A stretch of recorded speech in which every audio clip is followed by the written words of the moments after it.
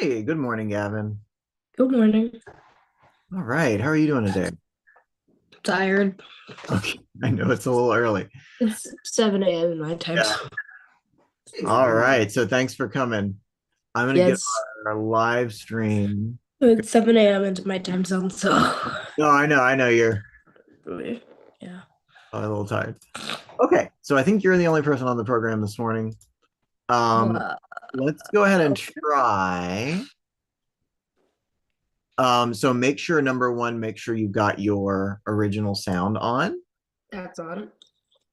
And whenever you are ready to start, just tell us the name of your piece that you'll be playing, and then you can start whenever you're ready, okay?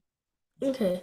My piece is called Midnight Gallop. It was composed by Cornelia Scarlett, and I'm gonna be playing it memorized. Oh, So okay. All right.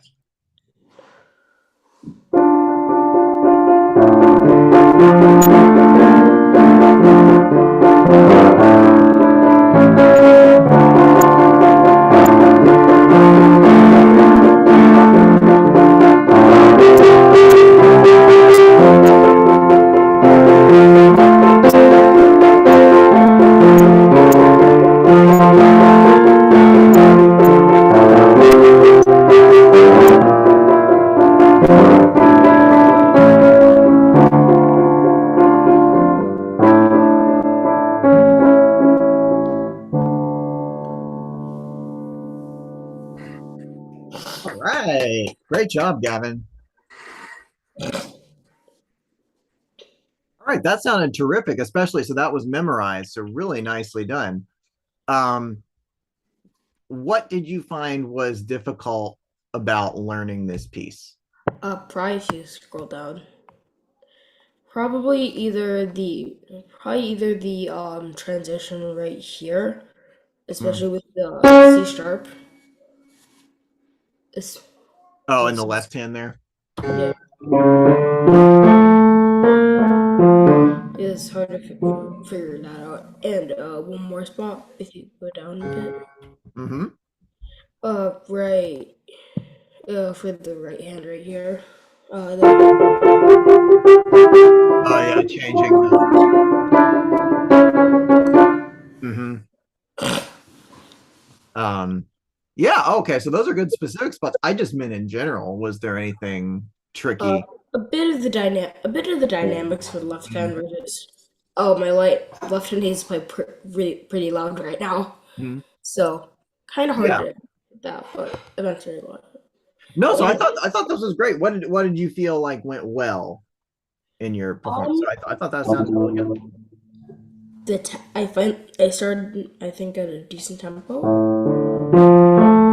Yeah. So I really liked you kept everything even. You knew the piece really well. Um, and the yeah, your sense of pulse and rhythm was really consistent. You didn't there was not a lot of stopping or pausing or anything. You established the pulse and kept it going. So I thought that was really well done. And the retardando at the end. Um, yeah, great, terrific. So let's start. So a couple things, right? In general, probably one thing that was unusual was the you have to have the melody in the left hand, right? Which we're not quite used to. So um I that was could be something that's a little tricky, right? Because you're more having like you said, right? You're having to project your left hand with you the you're just melody. you're just at like making a softer left hands, Yeah, exactly. and now you have to make a softer right hand Yeah. and a louder right hand. Yeah, right. So that and I thought that was good. So let's talk about that. So what are you thinking of doing physically to make the left hand louder? Push harder into the keys and be more like I like just practice pushing harder into the keys Yeah. and left and for the right hand I just shifting and then eventually got to Yeah. this. Well, so yeah, what are you thinking about in terms of making your right hand, making sure your right hand stays in the background dynamic? I just did a lot of ghosting while I was playing.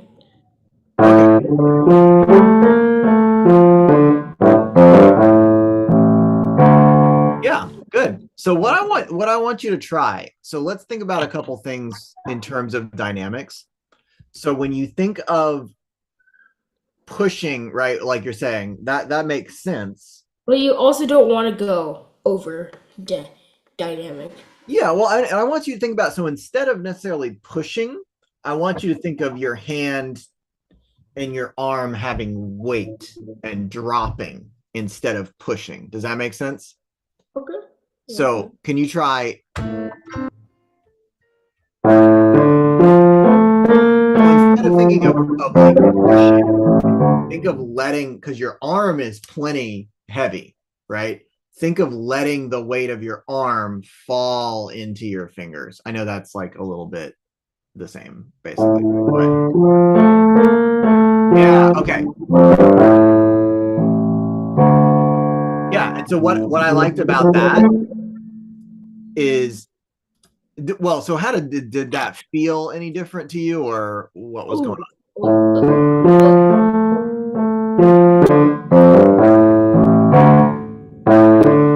not amazingly. Okay, But what I heard that was so it was still projecting really well. It was still a nice strong sound.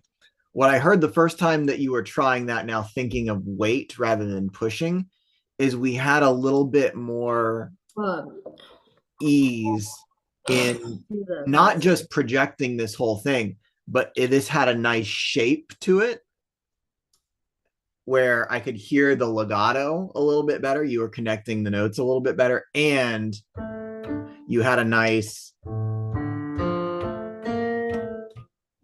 you had a little bit of a dynamic growth towards the high note and then eased off and then same da da da da da. Right. So there was a lot more shaping that was happening.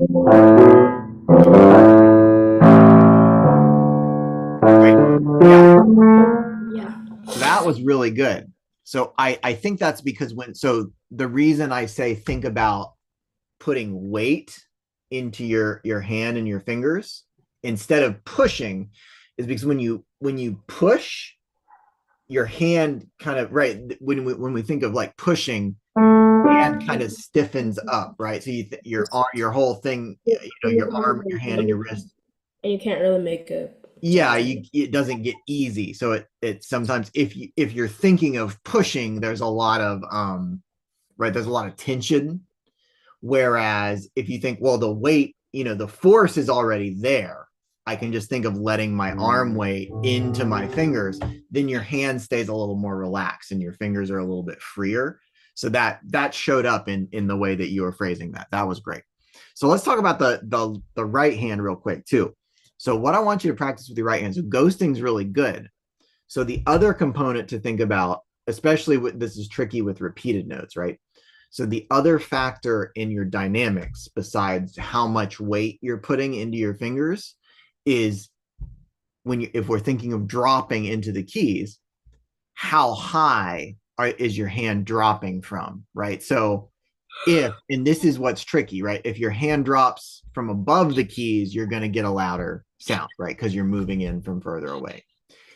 Want to play soft, you want to almost think of your fingers starting touching the keys and just following the keys from touching, right? Now, the thing that's tricky about the repeated notes is you've got to lift your hand up a little bit to get the note to play the next note, right? Because it's the same notes. Yeah. Like almost keep your two fingers set. Yeah. But try to do it again. Think of dropping weight, but think of keeping your fingers in contact with the key when you let it up. Okay. Can you try that for me just at the very beginning?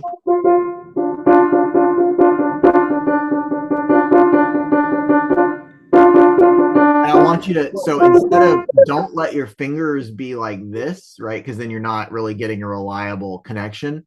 Think of, blocking out the two fingers that have the chord and keeping them kind of firm so that so when you drop your hand, you have control though over how much weight you're dropping. Yeah.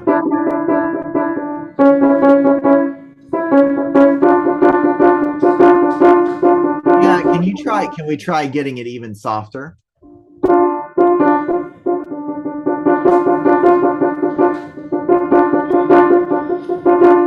Yeah, and try so don't worry about the tempo right now. See if you can do that a little bit softer. Yeah.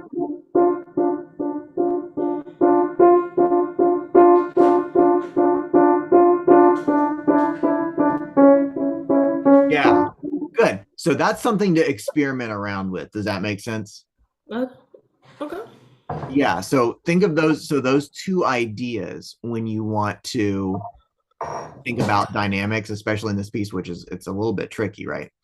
Is instead of thinking about pushing harder or not pushing as hard, think of your fingers are always going to drop into the keys, right? No matter whether you're playing loud or soft. So think of dropping into the keys, but to play louder, you're thinking of dropping more weight in your arm and more from a little bit higher up if you can't, right? If you can, versus to play soft, you're thinking of dropping from really close into the keys or on the keys, and you're dropping less weight. So instead of thinking about your whole arm dropping into your hand, think of even maybe just like the weight of your knuckles or the weight of the palm of your hand, right? So instead of carrying my whole arm, if I think of doing just the weight of my, my knuckles or my palm of my hand, but I keep my fingers right. I still think my fingers are going all the way to the bottom, dropping into the keys. I'm just doing it using just the weight of my hand, right? So those two factors, right? How high up are you dropping from and how much weight are you letting into your fingers? Does that make sense? Yeah. So again, that sounded really good in the left hand when you were thinking of that, right? It gave you a little bit more freedom to actually phrase that, and it didn't sound quite so harsh. Does that make sense? Did you feel that a little bit at least? Yeah. Okay, so that was great. Um, and then so one last thing that you could practice. I think we talked about this kind of pattern here, right? When you have these measures where you have I think the main thing is you get in this habit where you're like, okay, I have one kind of chord that I'm repeating throughout the whole measure. So that's one thing is now you're moving a little bit faster. You're changing every half a measure. One thing that I would do is see if you could practice this without the pulsing eighth notes. So just right, whatever.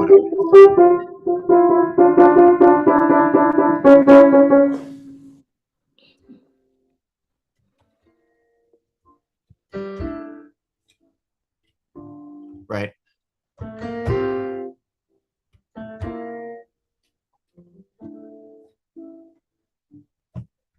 or whatever it does. Does that make sense?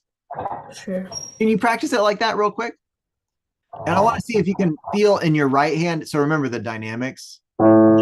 Apply those dynamics all to your left hand rather than your right hand.